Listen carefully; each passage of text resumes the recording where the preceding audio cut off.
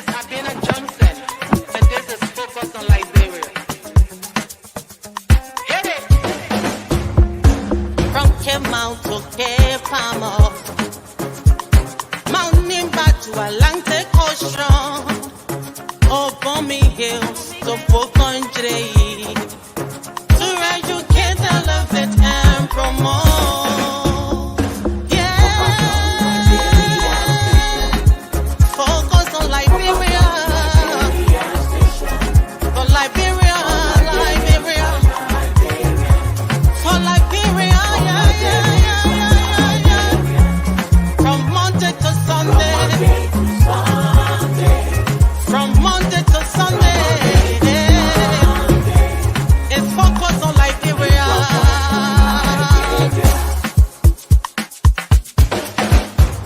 Talk about home affairs, in diaspora, current affairs, reliable information, history, talking about culture,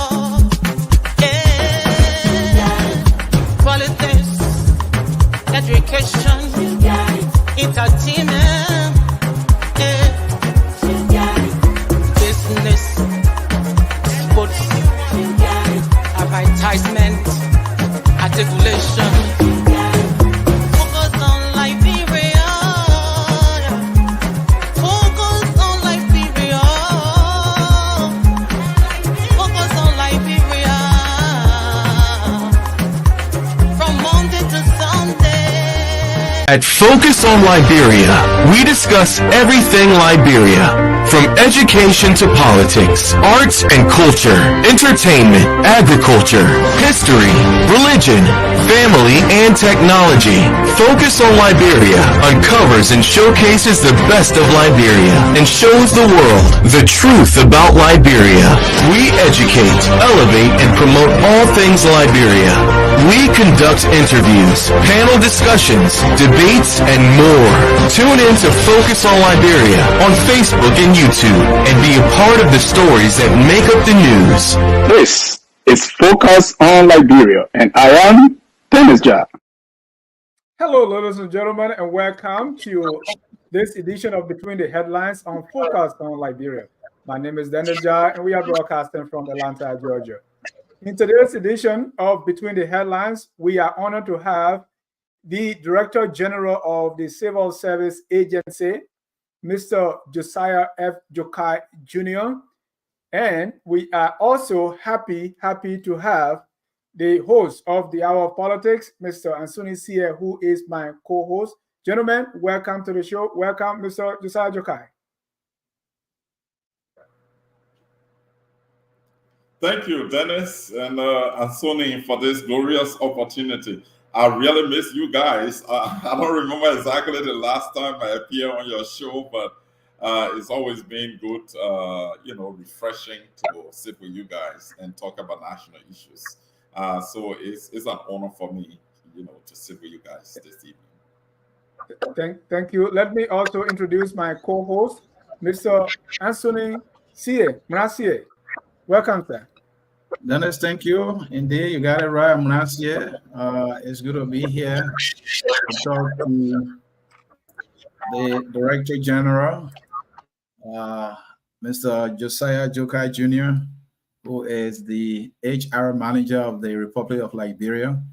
I understand he has started some work with his team there as a CSA, and we want to get better understanding of the things that he and his team doing over there to improve the services of the civil service. It's good to be here, and we want to welcome all those across the globe to be part of the discussion, and do not hesitate to share the broadcast. Let us do this, Dennis. Right, and you, as many of our listeners are aware, Mr. Joekai started working, he hit the ground running. Ever since he was confirmed by the Senate, commissioned by President Buakai, he's been, making his rounds and doing some things, making some noise, and he's shaking some tables, others may say, and that is not also free from the backlash and people saying stuff about him. So I watched some of his press briefing at the Ministry of Information, Cultural Affairs, and Tourism, and people are he's saying, "I'm going to do this. I'm going to do this." He hit the ground running. Joekai come with fire. So we won't be talking about some of this fire. And tonight we say he's talking about the compliance audit recommendations and 100 days deliverable. So a lot of things are happening at the CSA. So I just want to give Mr. Joekai the opportunity to first, within the next 2 minutes, just a brief summary of the CSA and what's happening. Welcome, sir. And by the way, let me welcome also Josiah has been FOL Democracy Analyst. And welcome back home. Thank you. Dennis, I can thank the FOL family much because this is an establishment that I am a part of. I always feel at home when I'm here. Although I'm here today in my capacity as the Director General of the Civil Service Agency of Liberia. But I just want to acknowledge that it is really a great honor for me to sit with you guys this evening, as I indicated from the outset. Well, the Civil Service Agency, as you all may know by now, was established by an Act of 1973. And I always say this, the very same year I was born. So taking over at this time is a providence for me and a great opportunity for me to serve my country. I've always looked forward to this moment where I will have an opportunity to make a greater impact to touch the lives of the Liberian people in such professional capacity. So the CSA has that statutory responsibility in our governance structure with the responsibility to centralize personnel management for government across government functionaries. And specifically, the CSA has in its purview at this time 103 spending entities. Those entities are government functionaries. And when we say spending entities, we're talking about government institutions that spend government of Liberia money to provide services for the people. You also have other entities that are not part of the spending entities in that category. They are revenue generating entities, and those don't fall in the purview of the CSA. Some of those entities are LPRC, NPA, and so forth. The Liberia Revenue Authority, they all fall in that category. They're all revenue generating institutions. They don't fall, within the purview of the CSA. So with that responsibility, we are responsible for personnel management across those government functionaries. And our work is guided by a legal framework, that constitutes several other legal instruments. The statute of 1973 that created the institution, and then the personnel management policy manual that guides our work as well, the Civil Service Standing Orders of 2012. It's a combination of all these instruments that provide guardians, for the kind of work that we do. So when we took over on March 12th officially at the Civil Service Agency, like Dennis said, we hit the ground running with so many activities. We are instituting reform measures to help improve the efficiency of the workforce to make it productive. Because when you have a productive workforce, then you can have a productive government. The government becomes efficient. The government is able to deliver on the mandate of the people. And that's the task we have. We think that it's no joke. That's something very important. That's why immediately we took over, we started doing a lot of things. One thing we did was to first identify, in keeping with Section 35 of the Civil Service Standing Orders, which calls for the institution of the personnel action notice in the employment process to make sure that people we have in the employ of the civil service meet that criteria set forth by the standing orders. So we did an analysis of the data we have, the workforce, and we realized that thousands of people are in the employ of government without the PANs, as provided for by the legal instrument. So what we said to them was, which was taken out of context, was that we have to regularize your staff. We will get to that. We will get to that. It's very important. Oh my God. Let's first, before we even get to that, let's talk about the size of the Liberia CSA as compared to the neighboring countries. And it's different, right? Because just for our listening audience, who form part of this CSA? Who are the people, when we say civil servants of Liberia, who are we talking about, and how is that compared, the size compared to our neighbors? Yeah, so you have 67,746 civil servants at this point. That's the strength of our workforce in the civil service. All right, so the civil service constitute people higher at professional levels in the central administration of different government functionaries. I told you we have about 103 of them that fall in the purview of the civil service agency. So those are people you have in the central administration of the different institutions. Let's take, for example, the legislature is a classic example. The legislature has a group of elected officials, but within the legislature, you have people who provide services to support those legislators. So those people are within the central administration of the legislature. So everybody in the central administration of the legislature fall within the purview of the CSA. So we are responsible for personnel management in that respect for the central administration. When you go to the different ministries and agencies, apart from appointed officials, those who provide administrative services, support services, clerical services, technical services, professional services, those fall within the purview of the CSA. So that's the classification of the categories of employees who fall within the CSA. So currently our strength is 67,746 across the 103 spending entities in Liberia. Do you know how that compared to our neighbors, like Sierra Leone, Ghana, Ivory Coast, Guinea? So basically we can do a comparative analysis, and I don't want to speak from the top of my head because that should be scientific in nature. But what I can tell you is that given what is required financially to service the more than 67,000 employees in the civil service is $23.5 million. I think that's the thing that concerns everybody in a small economy such as ours. If we are spending that on the civil service, we must get a value for that money. We must get a dollar value, absolutely, to match the workforce in terms of the services provided, in terms of the efficiency, the performance, and the productivity. I think that should be the focus. How is that contributing? How is the 23.5 million that we are paying every month? That's not annually. That's just monthly service fee for the workforce, the wage bill that we have. And that's the part that concerns everybody, you and Sony and every Liberian under the sound of my voice. How can we streamline the workforce? What are the questions that confront us? Is the total 67,000 plus individuals real human beings? Are they all real human beings? How many of them are legitimate employees providing services for which they are paid?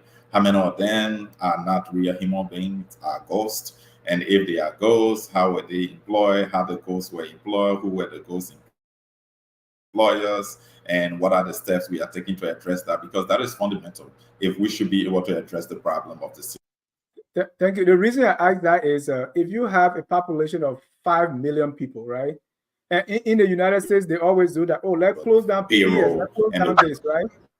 And even when you close down all these places, what that size is very small, so it doesn't make much impact. So of 5 million people, 67,000, that's a very small number, right? So even if we close everything down, that impact will still be very small, because if you compare what we are spending on civil service compared to just one ministry, or compared to maybe legislators, or the way it used to be Ministry of State, that was the direction of my. But what I want to say is, how are these people Oh, sorry.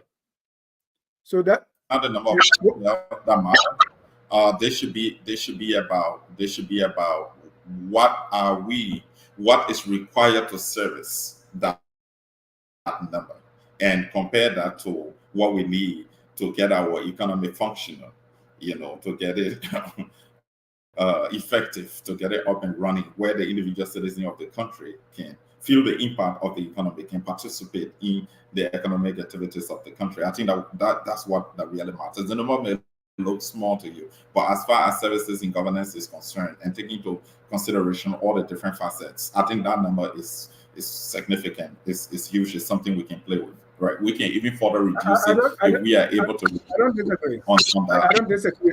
Yeah. I just say it's little small. But my question before I started to answer me is, how are these people recruited?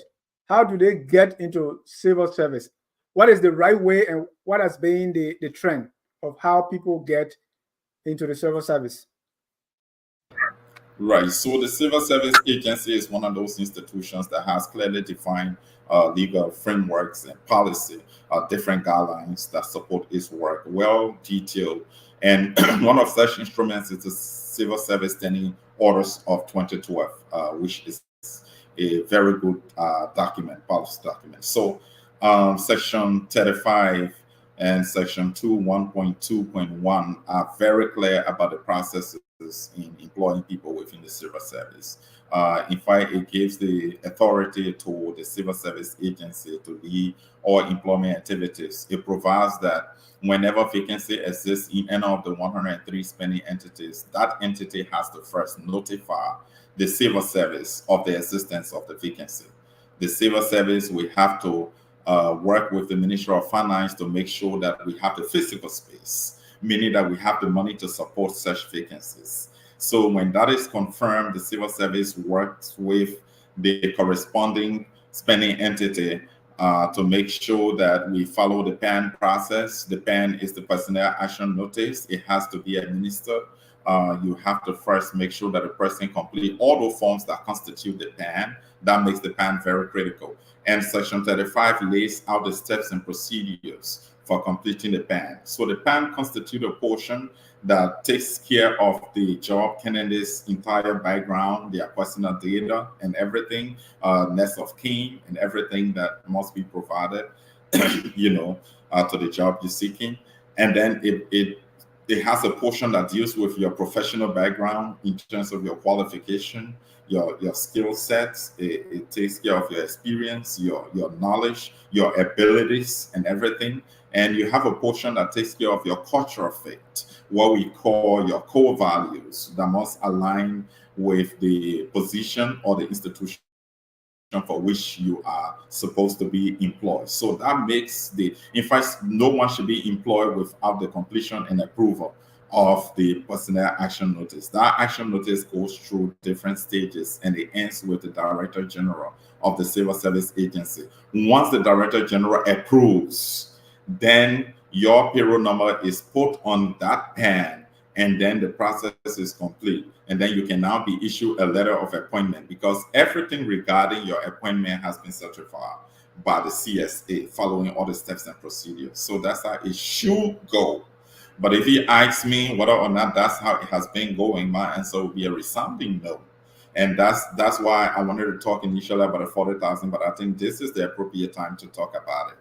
Because you have so many Liberians over the years who were employed outside of the PAN process in violation of Sections 2, 1.2.1, and 35 of the Civil Service Standing Order on Employment, transfers, and replacement. So there were close to 40,000, about 40,000 individuals in our employ that we identified when we queried the data. So we realized that 40,000 divided into two, you have about 19,600 of them who initiated the PAN process. And those PANs are currently at the CSA. Those were the PANs that I inherited when I took over. I met all of them stack up, but the processing still incomplete. My predecessor did not sign those PANs, and those PANs don't have the payroll numbers on them, but the people were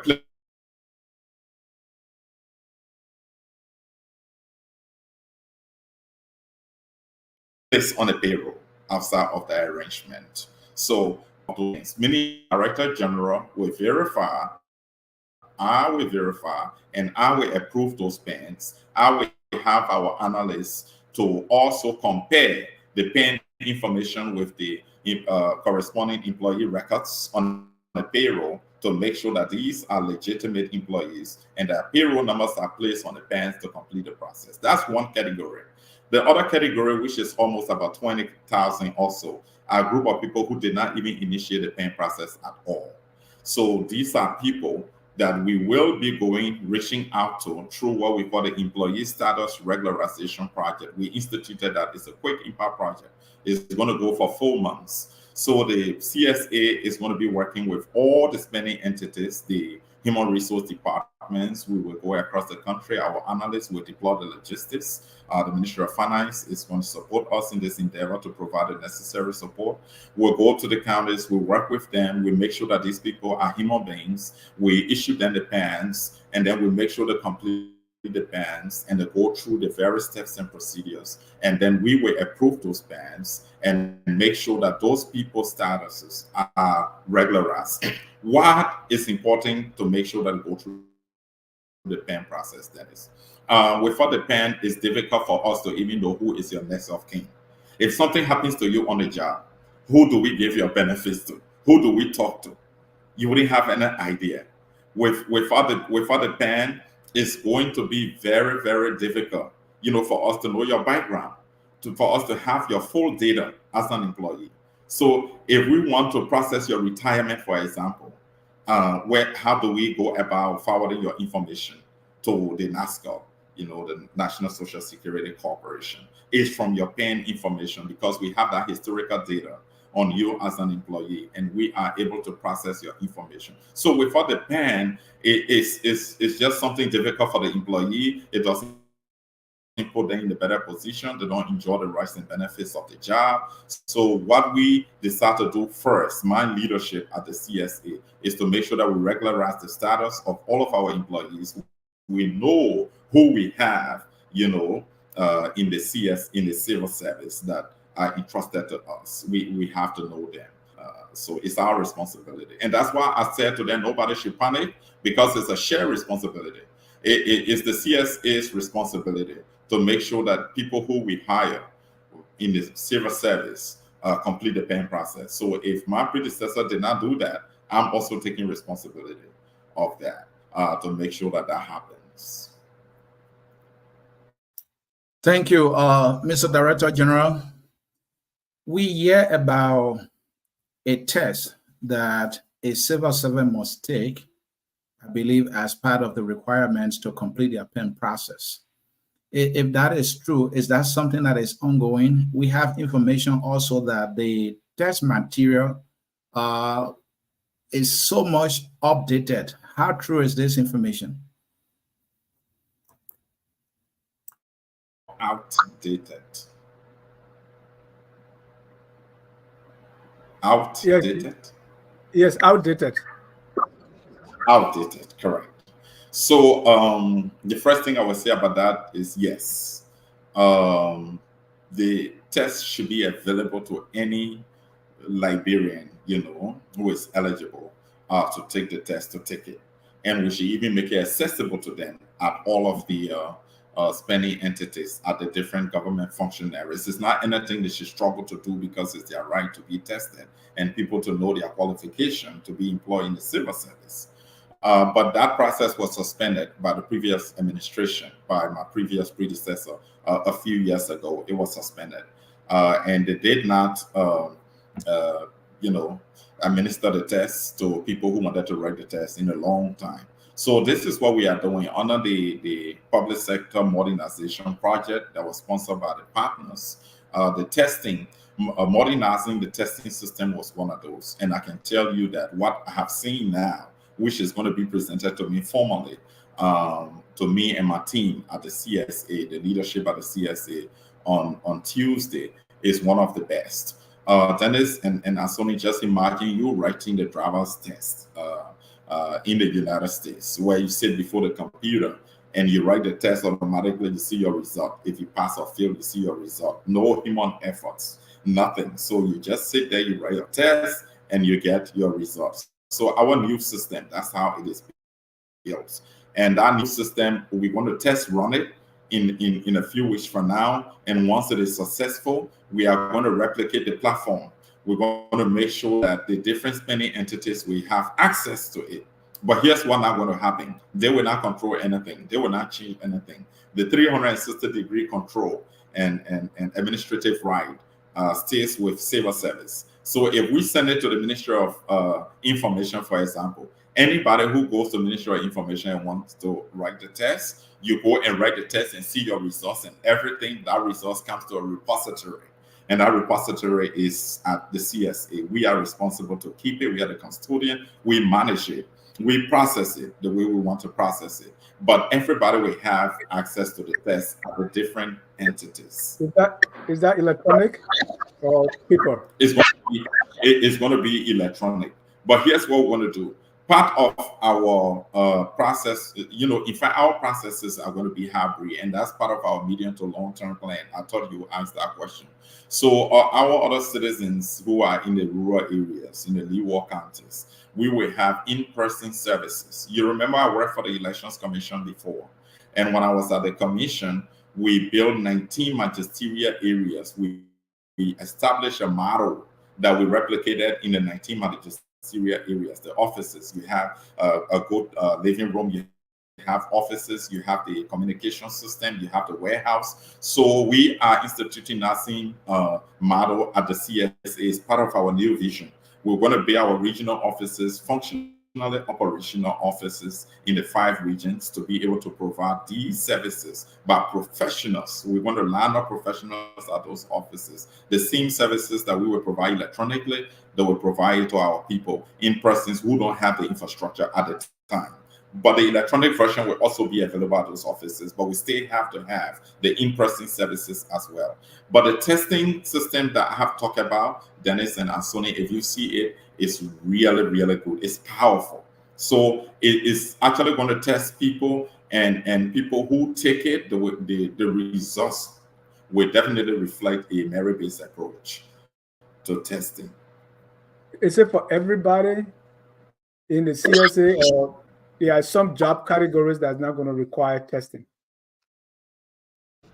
Through the testing process, but the civil service standing orders gave the Director General certain dispensations. For example, the Director General has the leverage to exempt certain people, like people who have masters, but with long experience, long working experience, history, professionals, express, per excellence. In the case like that, the Director General has the leverage, under the civil service standing order to exempt them from writing the test. But otherwise, anybody who is to be employed in the civil service will have to go through the testing process. And that's why we want to make it easy for everybody.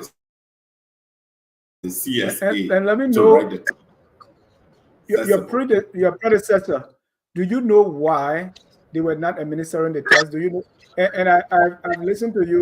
Most of the time you say, well, my predecessor didn't do this. Have you been able to find out why? So some of the things that people do in government at different entities at different stages requires the political will. And so I will not sit here and pretend as though everything was rosy for my predecessor, and so he had everything, and he had the flexibility to take the actions he wanted to take. I can sit here and pretend that it was that. So I don't know why. I can tell you exactly why. But I just know that the writing was supposed to be done. Thank you. And let's talk about the e-portal a little bit, which is the employee portal. Based on our research here, there was an effort to ensure that was in place. It was supported, and I believe it was executed, and there was no success to that. I'm hearing that this is something you are embarking on. How far are you with that, and what are you trying to achieve with that process? Approach. We want to have what we call human resource management in one place. And we will have the e-portal system for the different modules. So you have a platform, that encapsulates the performance management system.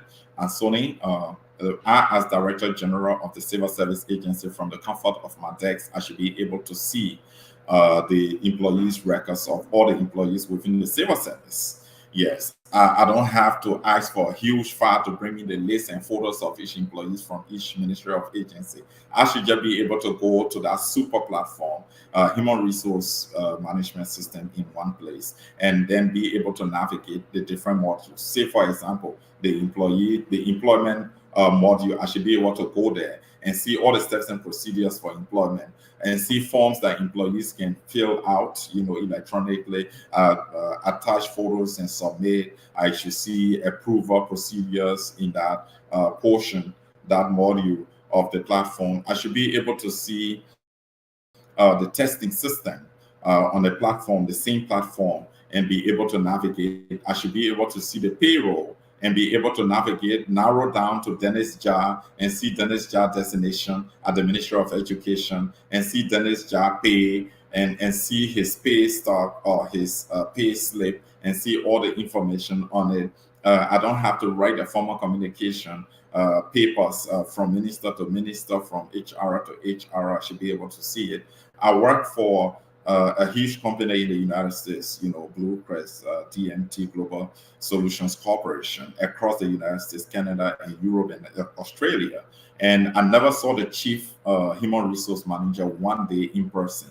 Everything was in one place. Human resource management in one place. Everything I wanted to know about my request for time off, it was one place. I wanted to take vacation, I just log onto it, go to the portal, and then submit my request. It gets approved by my manager. Performance management, I went there right to that central platform and did it. Retirement with NASCOP. Watch our people go to NASCOP and stay in the queue for days, and sometimes they don't even they don't get processed at all. On that platform, we should be able to communicate with NASCOP on that platform, CSA and NASCOP. And somebody would tell you that, hey, that's Yes. America. This is Liberia, where we don't have electricity, we don't have internet, we're buying data. So don't you think that you are transporting America there and you don't have the infrastructure for it? What do you say to that? It's about improving the system to work better, to work effectively and efficiently for our people. What happens in South Africa, what happens in Ghana, what happens in Nigeria, if it works better, we can adapt that, we can replicate that to work effectively for our people. We have infrastructure to an extent that many of the employees within the civil service have access to across government ministries and agencies. That's why I say our system is going to be hybrid. We're going to have a lot of our systems set up electronically, but at the same time, we will set up offices that are very efficient, that are effectively operational in the leeward counties, providing these same kinds of services for our people. So this is not about bringing America into Liberia. The world now is a global village. What's happening in Liberia should happen across other societies. What's happening across other societies should happen in Liberia. Whatever improves, the economic standing, the livelihood of our people, to enhance their work so that they can perform effectively and efficiently, we are prepared to do that, to support that. And those are some of the things we're doing in the medium to long term to improve the services. But to answer Anthony's questions, the e-portal system, I told you, it's not just going to be about employment. Employment is going to be one of those services on the HRM platform that we were establishing in the medium to long term. You will have so many services. You will have testing. You will have the pension. Why should somebody fill a form in huge to go to NASCOP when you can just go online and fill those forms and then attach your photo and hit send, it goes to NASCOP, and NASCOP begin processing your pension? Why is it that we cannot set the system in a way that if somebody is to retire in 1 year, that we can remind the person 3 different times of the year, that on this day at this time they will be retiring, so that they know? Because retirement also has psychological impact. You don't want to wait on the eve of the retirement or on the day of the retirement, automatically the person is cut off. They are removed from the system. That has, some people don't stand it. That can have a long-lasting impact on the person. So you do that counseling approach over the period, let them get a notification that come this day, you are going to be retired. And this is your retirement package. This is your pension package. So definitely, those are the things we intend to do so people can have e-portal system for our different programs. That's the if I may follow up. If I may follow up, Mr. Director General. Thank you. And I just about to say regularization status, which is going to be smooth, which is not targeting legitimate people. No, legitimate people will stay on their jobs. But if we realize that we have a name on the payroll, it's just a placeholder so that they can funnel or siphon money through that. And it's not a human being. It's not going to stay on the payroll. It's going. We are removing it. Thank you, Mr. Director General. I want to follow up quickly here. I like the fact that you mentioned, this will be electronic, where an individual can log in online and, fill out a form. For example, if they want to fill out a form concerning pension with the National Social Security and Welfare Corporation. Are you thinking about making provisions for the individuals to have access to computer and internet, if not at the CSA, at whatever agency of government they work, so that they can initiate the process there? And that's why I said we'll replicate the system. So when we establish the platform, it's not for us. It's not just for us at the CSA. It's for all the 103 spending entities. If we establish the HR system in one place, that system is going to be made available to the 103 spending entities because they will have to operate it for their employees. But what they will not have the right to do is to add people and to remove people. They will not have the right to do that because that's how the system can be abused. That's how it can be raped. So it's going to be the CSA that will have the administrative right. It's going to be the CSA that will have the 360-degree control and management, so that we have the right to add people when they are employed in concert with the corresponding spending entity and to remove people when they are not supposed to be there. So we will have that control. We will make it available to them, but we will have that control.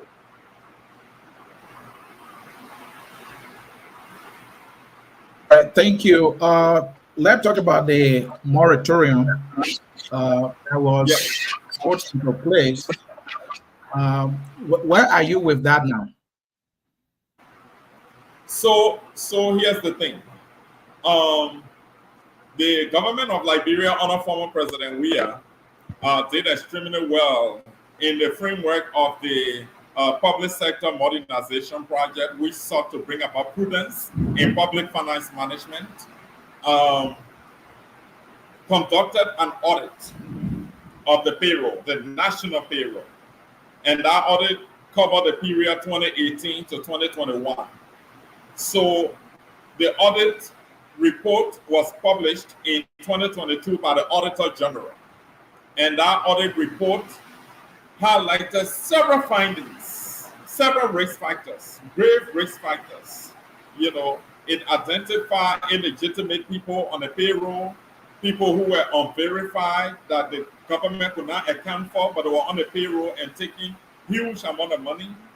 It also identified people who were employed but were not effective in terms of going to work. Attendance could show that they were taking pay but not going to work. So many instances and different categories of discrepancies were highlighted by the Auditor General. So the Auditor General also came out with a set of recommendations as a result of those discrepancies. And the Civil Service the Civil Service Agency has taken 3 major actions in the spirit of implementing those audit recommendations. So the first action was to place a moratorium on 166 individuals who have shared bank account numbers on the payroll. What does that mean? On one entity payroll, Dennis Jar and Sonny CA, Josiah, Joekai are employees with different destinations, but with the same bank account number. Meaning that the three of us, our salaries are going into one account. The GAC identified that and alarmed that this is a risk factor.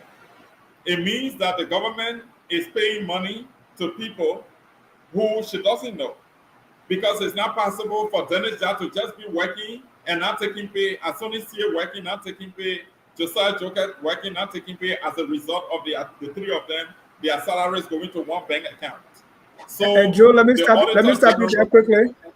Joe, let me stop you there quickly so I can inject something, because I have an explanation for that, right? That Anthony CA, Dennis Jha, Josiah Joekai having one pay account, because when I was in Dodweken, in my hometown, one person would leave and go to Greenville for everybody's salary because we can't afford that. So is it possible, for what you just explained, that you have 5 persons who have the same bank account? Because I mean, banking is something new for our people. Then it's perfect. So we took all of those into consideration. That is why, let me say the Auditor General took all of those into consideration. That is why the Auditor General advised that everybody affected by that situation must come to the GAC to verify that they are the legitimate owners. So during that process, Dennis and Sonny and Josiah will come and verify themselves as legitimate employees and also confirm that the three of them agree to use the one bank account number. That's a different thing. They will restore you. Even if they owe you retroactively, they will pay you. But the 166, they did not go for verification. They stay on the payroll after the 90 days stipulation by the Auditor General expired. 2 additional years expired. They were not verified. So the CSA now is taking that action, but at the same time saying you should stay calm. People didn't do the verification, right? Because you said since 2021, this has not been done by my predecessor, right? So those were recommendations from the Auditor General. Did the CSA follow through a thorough verification process? And as you are taking over, are you following through with that before coming to the conclusion that these are ghost names or this is a result of fraud? What has been done to ensure these things are verified first before concluding that this is the result of fraud? So the first action you take, the first best action you take is to block. That's the first action you take. You block, you are not removing from the payroll, Dennis. You are blocking and informing them and informing the public that we're blocking you on the payroll for the month of April, for example. We're not removing you. So when we block you, Dennis, when somebody blocks your salary, what do? You will run. You will go to the entity responsible to pay you and say, I'm the one, I'm a real human being. So the CSA has blocked them but has not removed them.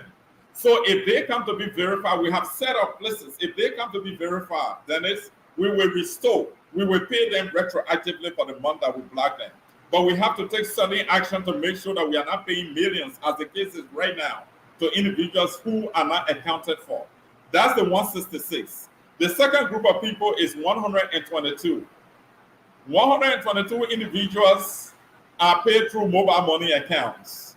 I don't want to go into the details as to how we even got there to be paying people through mobile money when we have the banking institutions. That's the conversation for another day. But what we are concerned about is that these people, they have shared mobile money account numbers.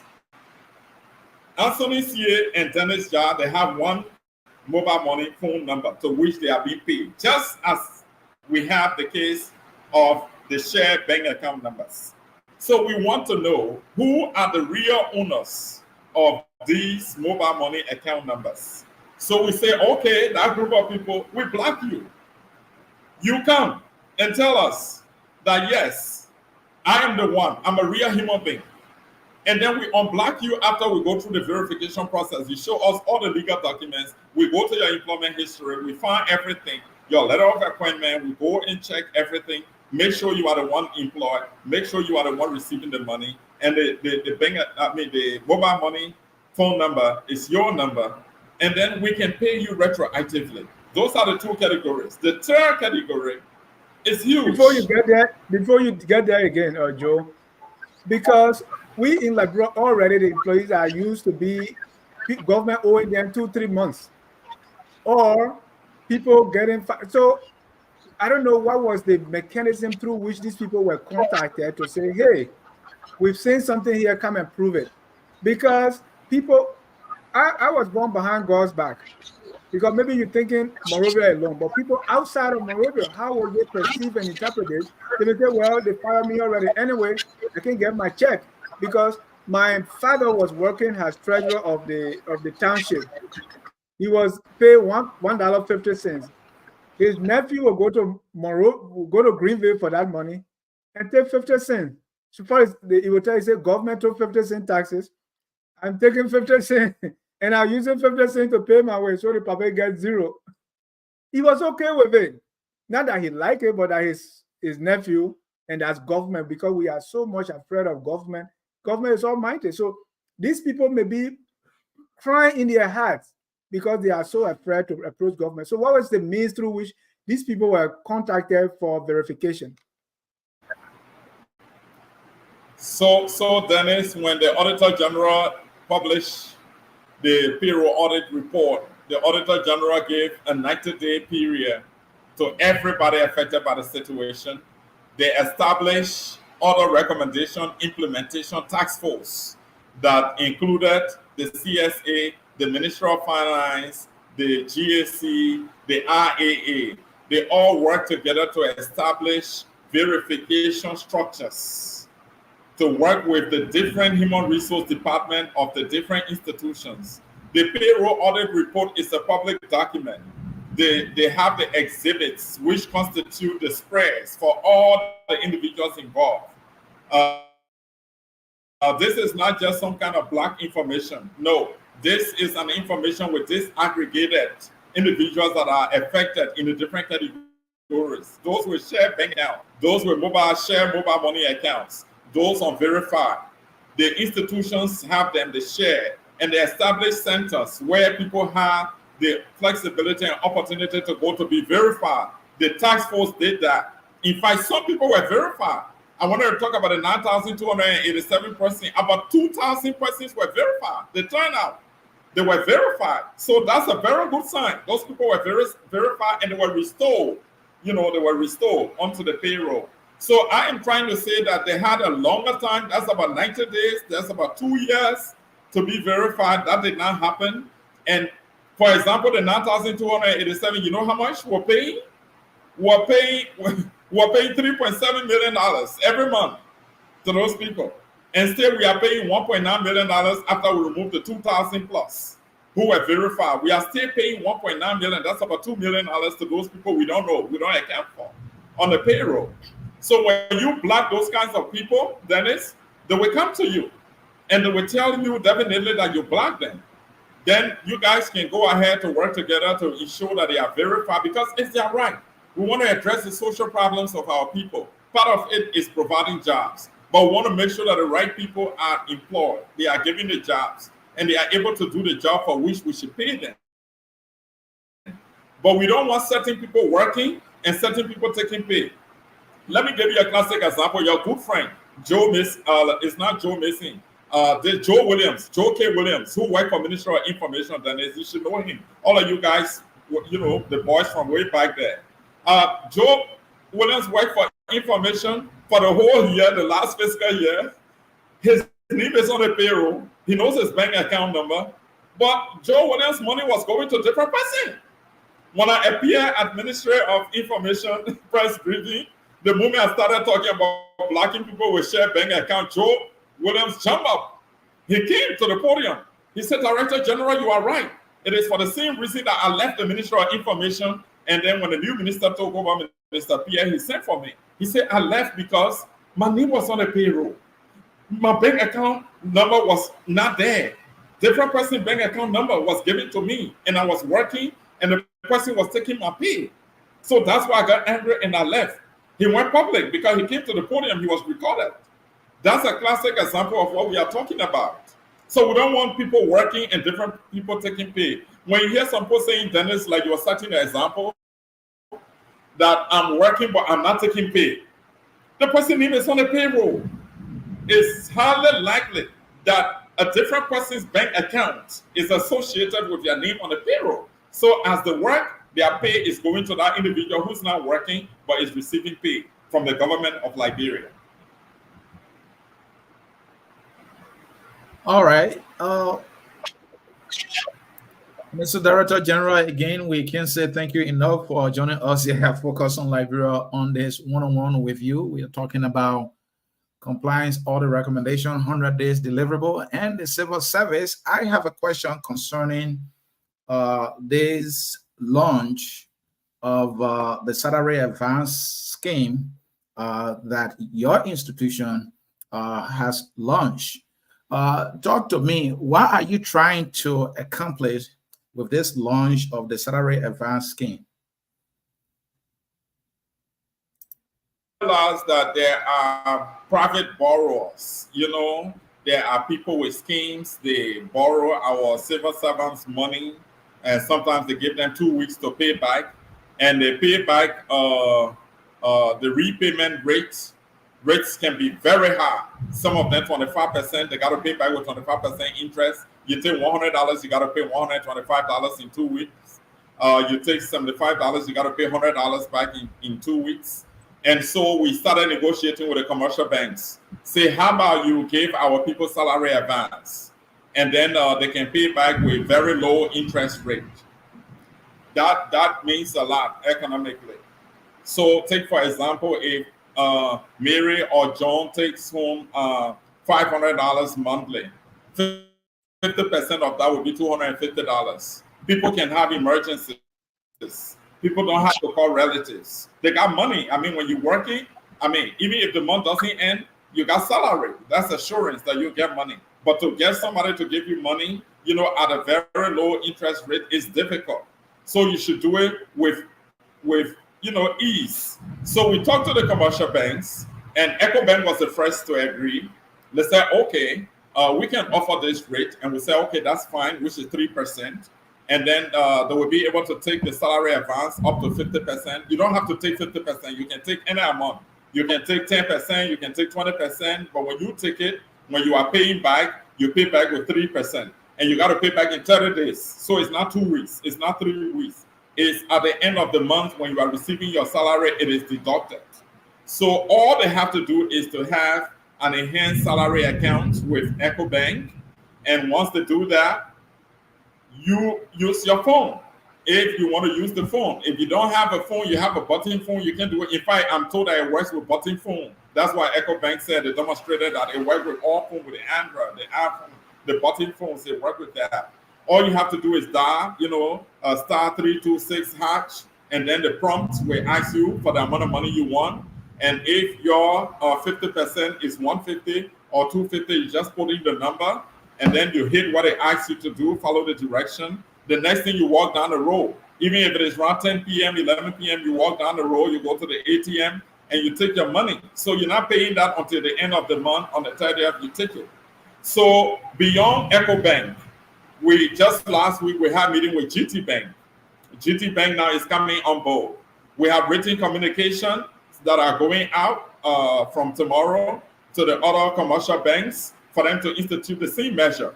And we are getting positive responses from those commercial banks. They are highly interested in doing it. What we're trying to do is to make sure that our people always have access to money.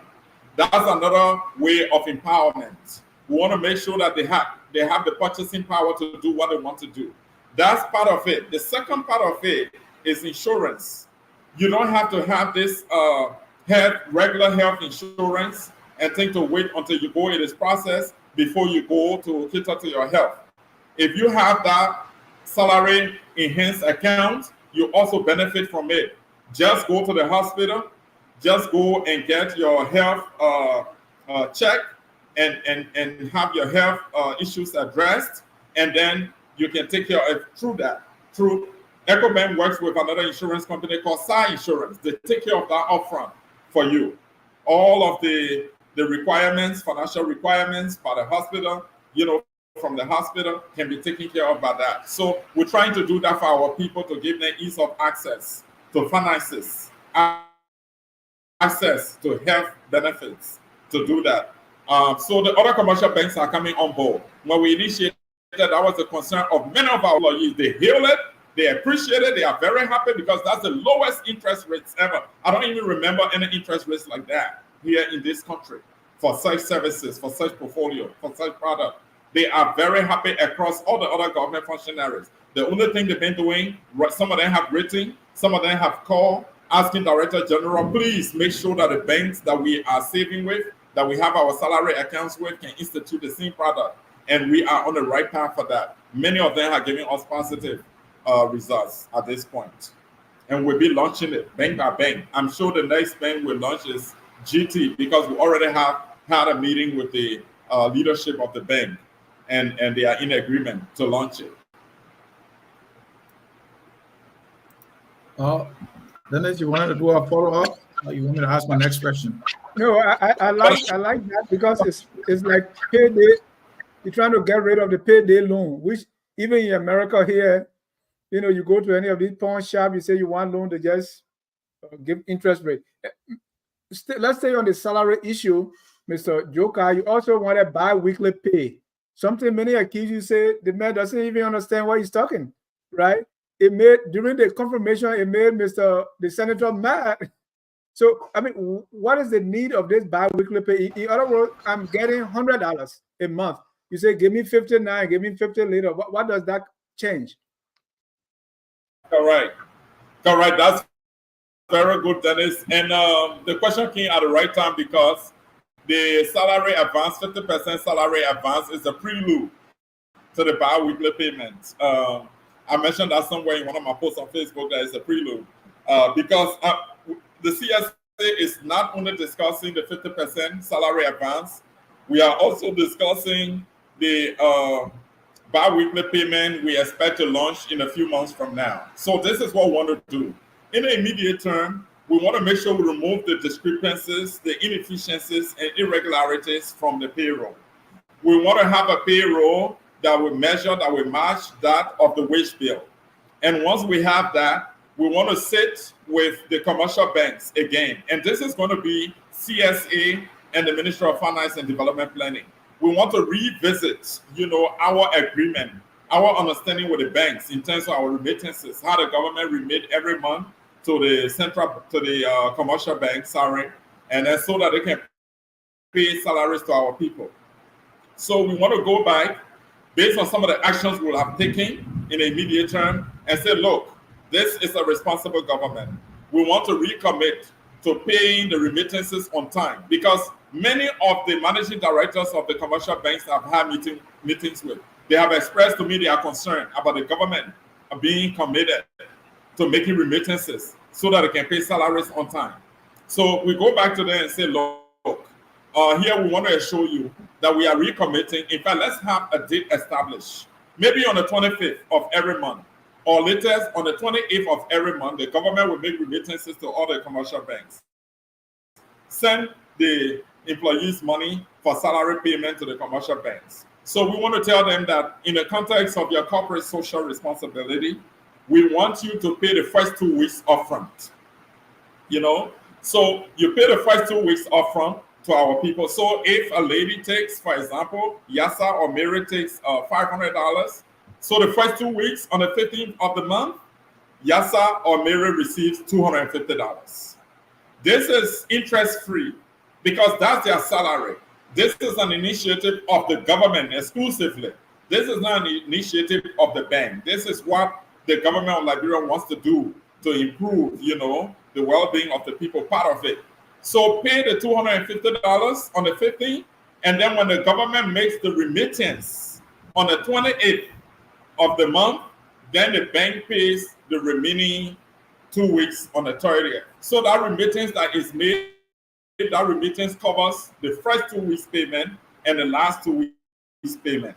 So that's how we want to go about the payment of the bi-weekly payment for our civil servants. But this is not coming on silver platter. This is coming with some measure of reforms that will take place, with some level of commitment. But then we will have, made remittances to the banks, giving the assurance that we are serious and that we are making remittances on time, so that when they pay their money, because it's the bank that will pay, we don't have to pay them before they pay. The bank will pay the first 2 weeks upfront. We'll make the remittance finally, then they take the money for the 2 weeks. That's how we want to go about it biweekly payment. And it's doable. We're going to work towards doing it. Thank you. Let me announce this is Focus on Liberal Between the Headlines. Our guest is the Director General of the Civil Service Agency, Mr. Josiah F. Joekai, where I say Dr. Josiah F. Joekai. We talk about the Civil Service Agency. It complies all the recommendation is 100 days deliverable. That's the next thing we get into. But let me announce that if you want to join the conversation, we have 15 minutes to close. Please call the number that's on the screen, 605-313-6004. The code is 791403#. Dr. Joekai, let's talk about your 100 days deliverable. Is it everything together? Because and you've gone what?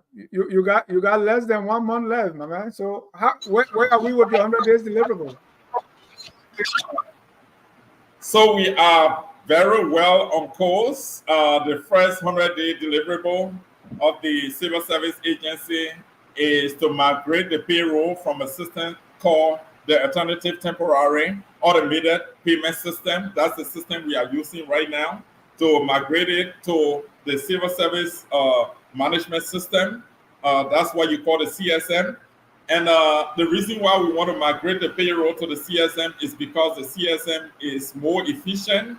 The CSM reduces human effort significantly, meaning a lot of people will not have to manipulate the payroll when it's in the CSM. The CSM does a lot of things automatically on its own. So, like if we assign a pay grade, which the CSA is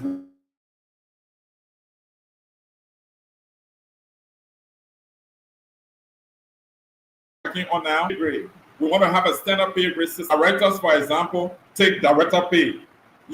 Deputy directors take deputy director pay, but you cannot have deputy director A taking $1,300 and deputy director B taking $800, deputy director C taking $500. So we are working on the pay grade. We already have a committee that is working on that. Once we complete the pay grade, we will make sure that the payroll reflects that pay grade, so that there is system in place, a merit-based system in place for payment of salaries.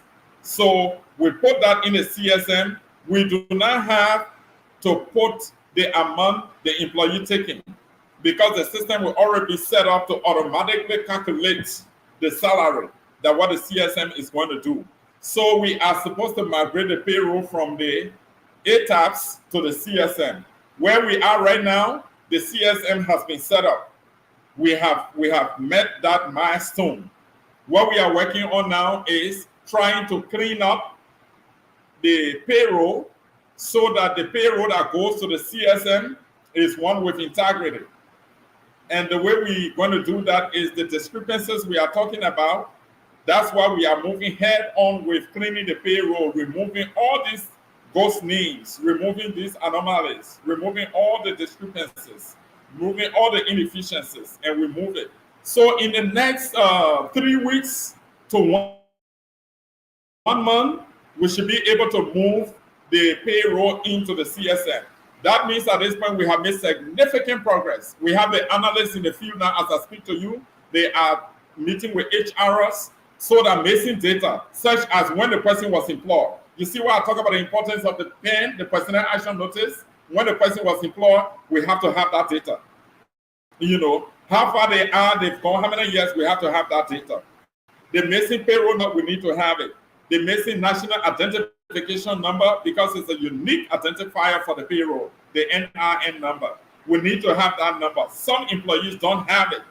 So our analysts are in the field now collecting the data. They've gone like a week. Another week to go, they will be coming back with the data. Once we are able to put all this information on the payroll, then we will move it into the CSM. And we have made significant progress towards for that milestone. So the second milestone is to sanitize the whole consultancy regime. Now, the government of Liberia, through the civil service, hire independent consultants and procure the services of consultancy firms. These independent consultants and consultancy firms, they provide consultancy services across government. And what they do is to help upskill skills, is to help strengthen the abilities, the knowledge, bridge the knowledge gaps across ministries and agencies to improve their services. So that's one of our milestones, to transform the whole consultancy regime. What does it need to be transformed? Then it's the last fiscal year alone. The previous administration, the WIA administration, spent $6.1 million on more than 900 individuals, almost 1,000 individuals, considered independent consultants across government functionaries. These individuals, many of them were paid flat rate, even though they were supposed to be providing different professional services with different scope and nature. When I hit the CSA, I sent for the folders of all the consultants. I use CSA as a case study of all the consultants that were hired by CSA and providing services for CSA. There were about 18 of them. In those 18 folders, I did not and I have not seen one report for services provided. I have not seen performance appraisal reports. I have not seen terms of reference for services they were supposed to be providing. No timesheets. I was told that they did one hair count. Only 12 they were able to identify physically. The other 6 remain ghosts up to now, even though when you check the records, they were paid for the entire period. Even the 12, you do not see the valid contracts. So imagine CSA has that responsibility legally to centralize consultancy services.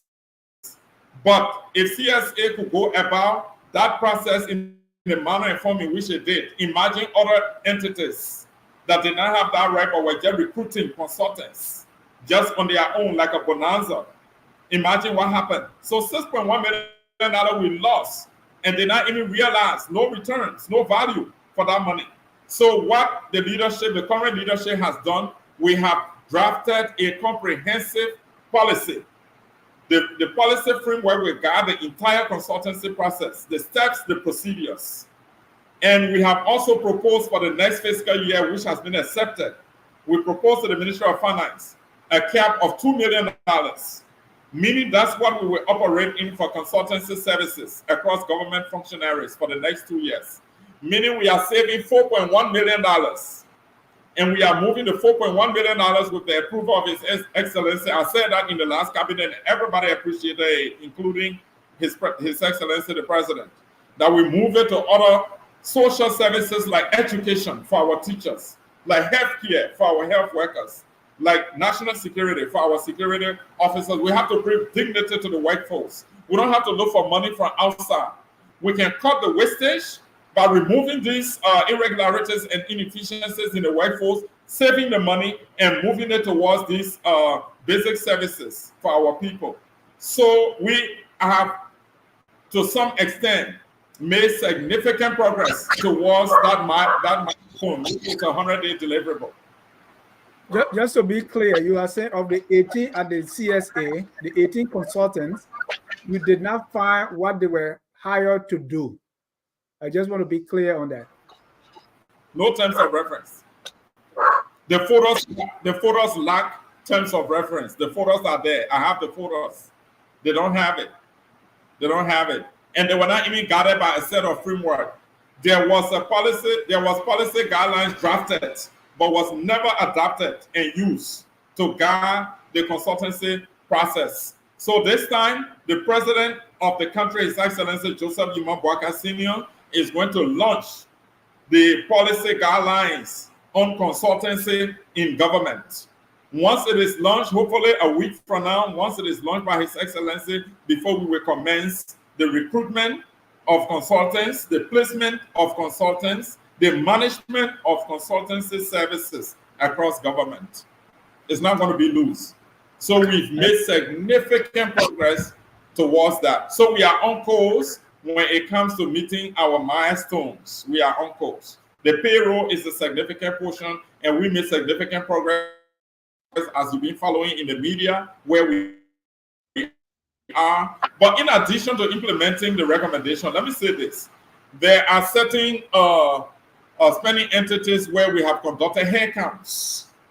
Hair counts meaning we go with the IAA, the Internal Audit Agency representatives at these entities, so that we can have credible results. They go and verify employees who are on the job. They take your pictures, everything, and match it with your information. They verify them, they interview them to make sure they are there. Some of those institutions were able to identify ghosts, and I will tell you that we took action in the month of March.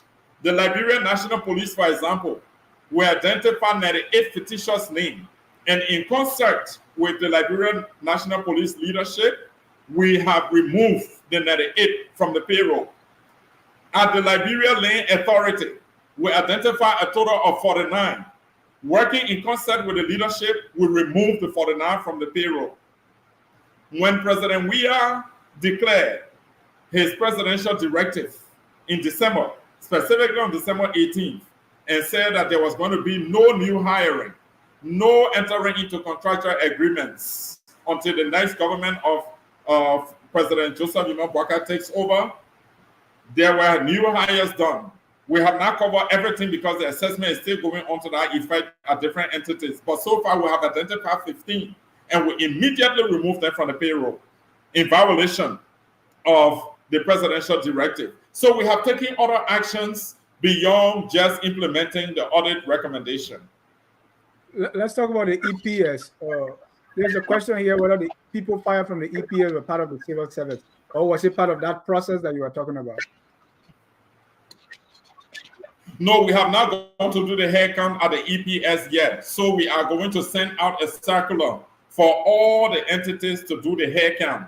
We have, let me name the institutions, Dennis, that we have done the hair count at. We have done it at the Ministry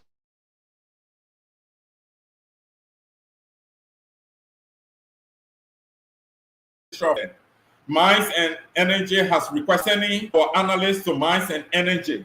Can you start over? Doing it at Mines. Can you start over? I should start over? Yes. So we have done the hair count at the Ministry of Foreign Affairs. As a matter of fact, I have that report at my desk right now. It's on my desk. I'm going to sign on it, and I'm going to submit it to the Minister of Foreign Affairs. We identify some ghost names at Foreign Affairs. So we will work with the Minister of Foreign Affairs to deal with that. So we have sent people to work with Mines and Energy to conduct their hair count. We have sent our analysts to support the Ministry of Health and Social Welfare. That hair count is ongoing. We have sent our people to the Ministry of Education to help them with the hair count. That process is going to start this week. We are also having requests. I have so many requests from other entities to provide support for hair counts that we're going to do. When the EPS send that to us, we will also send analysts to assist the EPS to do their hair count or to do their personnel analysis. There are several institutions that are requesting us to do that. So as a result of the overwhelming request from those entities, we made a senior management decision at the CSA. There are certain entities that are high risk, and those entities, we are going to do mandatory hair counts. We will be sending the circular to all those entities to make sure that we work with them to do hair counts because their personnel, their workforce size is very huge. Take, for example, Ministry of Internal Affairs. We have to do hair count across the country for internal affairs. I'm so glad Ministry of Health is doing theirs now. Ministry of Health is part of that list. The Ministry of Commerce, we're going to do that. The Ministry of Labor, we will do that. The Ministry of Internal Affairs are already indicated. So we're going to do that at those entities to make sure that we get them going with their personnel analysis. Thank you. Are you responsible to pay civil servants? Tobasi is saying, why have you not paid the civil servants yet? I don't know what he means. Civil servants to pay for March. So we are receiving dummies. We are receiving payroll dummies now. Payroll dummies are coming to me for April. They come into the CSA for April. So if somebody had an issue they didn't take pay for March, they should be able to let us know. And those kinds of complaints are coming to us. And that's one reason why I need to talk about the Board of Appeal constituted by His Excellency. The Board of Appeal was never reconstituted in the last 18 years, Dennis. It was not just the previous administration. In the last 18 years, we never had a Board of Appeal of the CSA. The Board of Appeal has a critical role.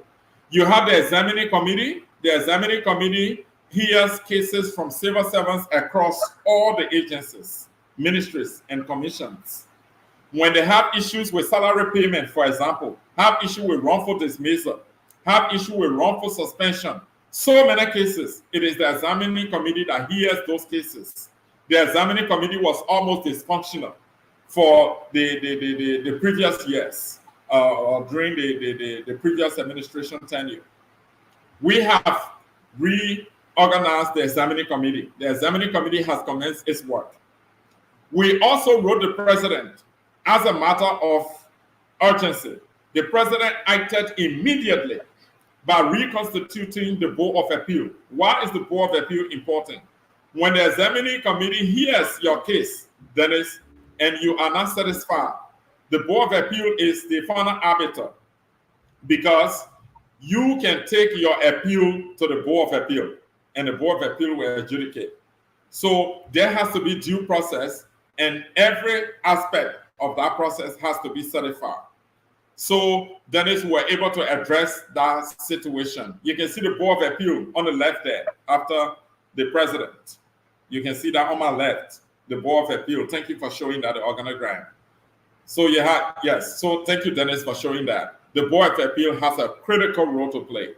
So that's why we are happy that it's been reconstituted by His Excellency, and that civil servant can now rest assured that all of their cases will be fully taken care of, even when it is heard by the examining committee, and you are not satisfied, you are not happy with the result, you take an appeal to the Board of Appeal. We now have a Board of Appeal.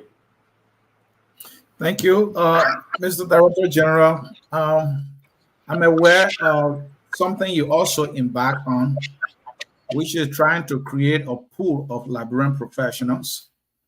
And you will use that pool to carry out what you call the librarian first policy, meaning that in terms of consultancy or any other work that needs to be done, you will reach out to a librarian who is a professional that is in that pool that you mentioned to create. My question is, where are you now with this pool in terms of making it operational?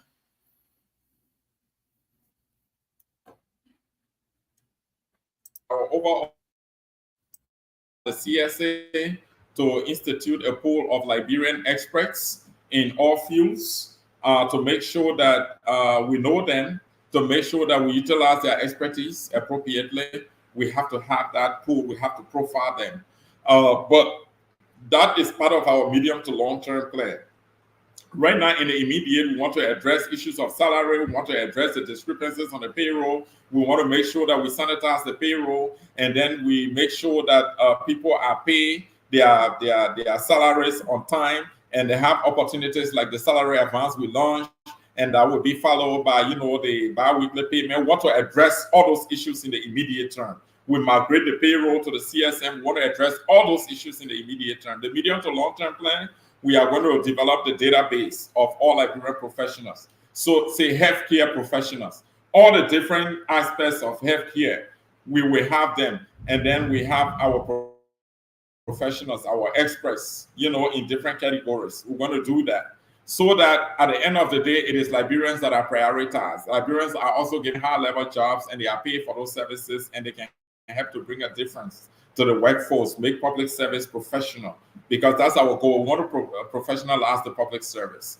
We want to make sure that it is librarians who are doing it. We want to make sure that we meet this librarian first policy to make sure that librarians enjoy the benefits of their country.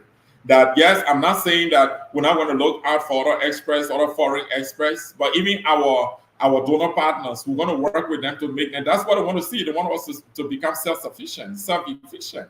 That's what they want us to be. So we're going to tell them to help us, to realize this. As much as we will consider a certain level of certain project implementation.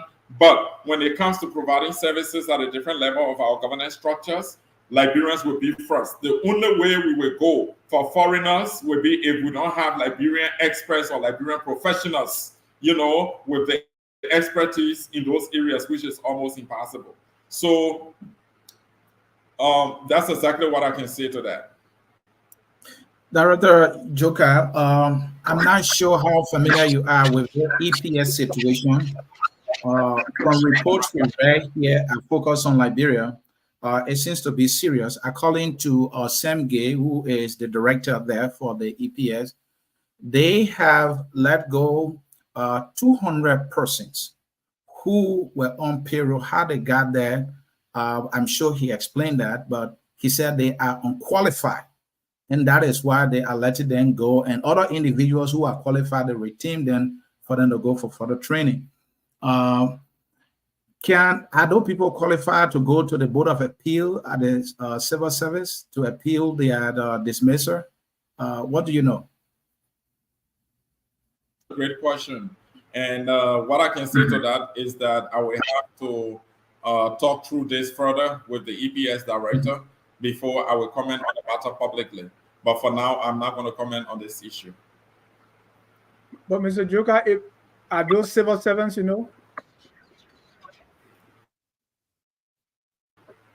you just letting me know that the EPS director told you, confiding in you, that he let go 200 people. That's why I still need to see that at my desk. I still need to know what happened. I need the details, and that's why I'm not going to comment on it for now. No, now that he confided, that's media reports, and he was quoted in the report of saying that those were people that didn't qualify, and that's why they had to let them go. And Dennis, I am the Director General of the CSA. I do not get my information from media sources. I work with heads of entities, and heads of entities are aware of the channels through which we communicate. I'm very sure that such communication should be available to me shortly in a formal way, and I will be able to speak to it formally or address it formally. But what would the process be? Will the EPS boss consult you before doing that? And I'm using consult. So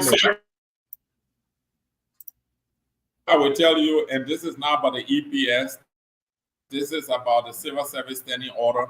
I will tell you that when any vacancies exist in spending entities, the first thing to do is to notify the CSA, whether it's for promotion, whether it's for dismissal, is for new hire, whether it's for transfers. Section 2 of the Civil Service Standing Order provides for that the CSA has to be notified for such action to be taken. That's why I will tell you, and that covers all spending entities that are in the purview of the CSA. If you should make an inquiry as to what is obtaining, is that something you will share with us? Because we want to also further inform our listening audience here. Mr. C, you are very... Anybody in this government currently who is a good friend of the media in terms of being very transparent and accountable, that's me. Because every step of the way of my job, I make sure it's public. Let me tell you one cardinal reason why I do that. Because we take care of civil servants. Everything we do for civil servants has to be done transparently. We have to ensure accountability. So the public has to be fully aware of what we do. The payroll issue is a sensitive issue. We have to inform the public every action we take. Employee status is a sensitive issue. We have to let the public know every action that we take. So I will not hold back any information that the public needs on all civil service matters in this country. Thank you. So if the EPS director did this without informing the CSA, he will be in violation. Is that what I'm hearing? And I have not even established whether or not he's in violation. So that's why I said I wouldn't speak to that. I wouldn't preempt. The job that I do, I don't preempt. I go by the books. I go by the books. The job that I do, my colleagues do, the deputy directors do, all the professionals at CSA do, we go by the books and we don't preempt.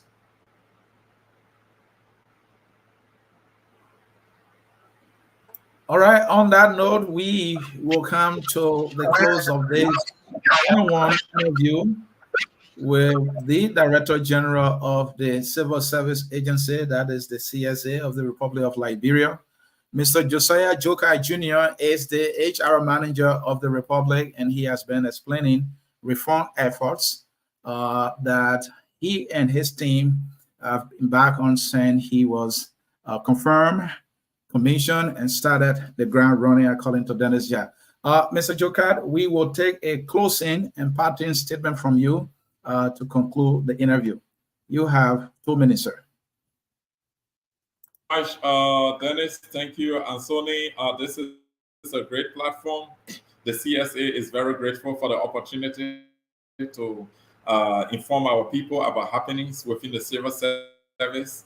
We are very glad, and I would just want to thank you on behalf of the CSA for this glorious opportunity. Let me say that we are committed to reforms at the civil service because when we transform the civil service into a functional fulcrum, because I always refer to the civil service as the fulcrum of the government. It is the fulcrum on which the government spins. When it becomes squeaky, when it doesn't have the lubricants needed, the government is not going to move. The government is going to be squeaky. So we are ensuring that reforms that are needed to improve the livelihoods of our people, to bring satisfaction to our people on the job, to make them happy, to encourage them, to motivate them, to inspire them to perform their duties effectively and efficiently, so that we can have this productivity that the government needs to deliver on the mandate of the people. We are fully committed to doing that. And we want to do that in a transparent way. We want to do it with integrity. We want to serve our people by the books. One of my appearances at the Ministry of Information, Culture Affairs, Tourism's press briefing, I carry all the different legal instruments that guide us at the CSA. And it was a form of commitment to the Liberian people that these are the instruments that guide us. I show them the civil service standing orders of 2012. Dennis, thank you for displaying that during the conversation. I show them the draft consultancy policy we have done that is being reviewed by the cabinet for approval by His Excellency. We're going to use that. I show them the human resource policy manual that we use. Display that. I show them the act creating the civil service agency. We use that. And let me say, in my closing, that a legacy project that my leadership is committed to working on and achieving is to elevate through statute the Civil Service Commission as enshrined in the 1986 Constitution. Because the Civil Service Commission is one of the 3 commissions that the Constitution talks about: the General Auditing Commission, the National Elections Commission, and the Civil Service Commission. We achieved the other 2, the NEC and the GAC, but we are yet to achieve the Civil Service Commission. A legacy project of mine is going to be achieving that goal, to elevate the Civil Service Agency to a fully functionally operational Civil Service Commission in this country. So I just want to highlight that to tell you how important is the job that we have to do. And for the time I'm going to be at the CSA, this is a commitment that the leadership that I work with is very committed to doing. I enjoy the confidence of the employees of the Civil Service Agency. I enjoy the confidence of my 2 colleagues, the 2 deputies, Daniel Mianye and Darlington Smith. We are working together cohesively, and I am very confident that we are going to produce results that will reflect the transformation of the civil service of our country. Thank you so much for this opportunity. Thank you, Mr. Director General. And so, folks in cyberspace, this will conclude the interview here. We will close with our song that says, "We are all Liberians." Thank you for watching. Don't forget, 4 p.m., our opinionated political show On Point will be coming on. And also at 6 p.m. Eastern Time, I will be here with 2 legal minds, and we'll be talking about land, talking about legal land and illegal land in Liberia. Don't miss it. Information will be good. Thank you and bye-bye. We are